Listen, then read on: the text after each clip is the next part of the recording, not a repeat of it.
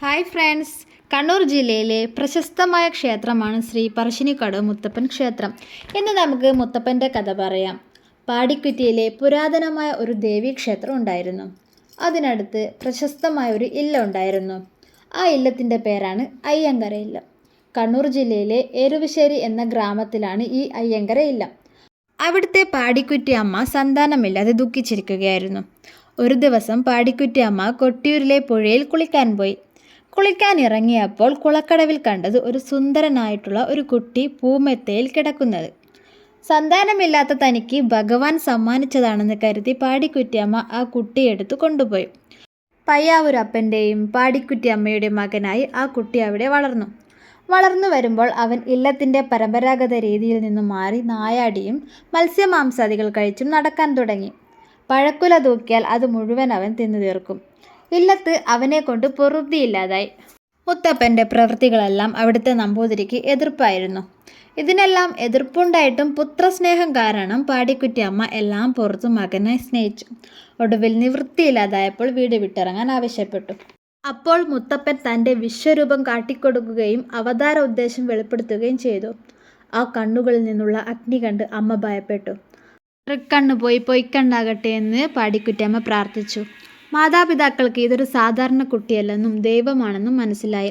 അവർ അവൻ്റെ മുൻപിൽ സാഷ്ടാംഗം നമസ്കരിച്ചു. കുട്ടി അവരെ അനുഗ്രഹിച്ചു. ഇതിനുശേഷം ദൈവം അയ്യങ്കരയിലേക്ക് യാത്രയായി. പക്ഷേ കുന്നത്തൂരിൻ്റെ പ്രകൃതി സൗന്ദര്യം കണ്ട് ദൈവം അവിടെ തങ്ങുവാൻ തീരുമാനിച്ചു. പനമരങ്ങളിലെ കള്ള് കണ്ട് ദൈവം ആകൃഷ്ടനായി. മുത്തപ്പൻ പനയുടെ മുകളിൽ കയറി കള്ളെടുത്ത് കുടിച്ചു. ഈ പന ചന്ദൻ എന്ന് പറയുന്ന ആളുടെ പനയായിരുന്നു. ചന്ദൻ ഇത് കണ്ട് കോപിച്ചു. ഉടനെ തന്നെ തൻ്റെ അമ്പും വില്ലും എടുത്ത് ഉടനെ തന്നെ ആ കുട്ടിയെ പനമരത്തിൽ നിന്നും എയ്തിടാൻ ചന്ദൻ തീരുമാനിച്ചു. അമ്പ് തൊടുക്കവേ ചന്ദൻ ഒരു കല്ലായി മാറി. ഭർത്താവിനെ തിരക്കി വന്ന ചന്ദൻ്റെ ഭാര്യ ചക്കി തൻ്റെ ഭർത്താവ് ഒരു കല്ലായി മാറിയത് കണ്ടു. അവൾ നിലവിളിച്ചു. മുകളിലേക്ക് നോക്കിയപ്പോൾ അവൾ മരത്തിനു മുകളിൽ ഒരു ദൈവത്തെ കണ്ടു.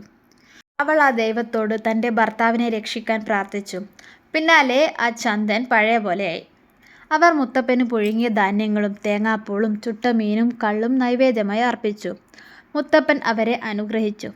ചന്ദൻ്റെ ആഗ്രഹം അനുസരിച്ച് മുത്തപ്പൻ കുന്നത്തൂർ തൻ്റെ ഭവനമായി തിരഞ്ഞെടുത്തു. ഇതാണ് പ്രശസ്തമായ കുന്നത്തൂർ പാടി. കുന്നത്തൂരിൽ ഏതാനും വർഷങ്ങൾ താമസിച്ചതിനു ശേഷം മുത്തപ്പൻ തൻ്റെ അവതാര ലക്ഷ്യ പൂർത്തീകരണത്തിനായി കൂടുതൽ അനുയോജ്യമായ ഒരിടത്തേക്ക് മാറാൻ തീരുമാനിച്ചു. കുന്നത്തുപാടിയിൽ നിന്ന് ആകാശത്തേക്ക് മുത്തപ്പൻ അമ്പ് തൊടുത്തുവിട്ടു. ഈ അമ്പ് പറശ്ശിനിക്കടവിൽ വന്നു വീണു.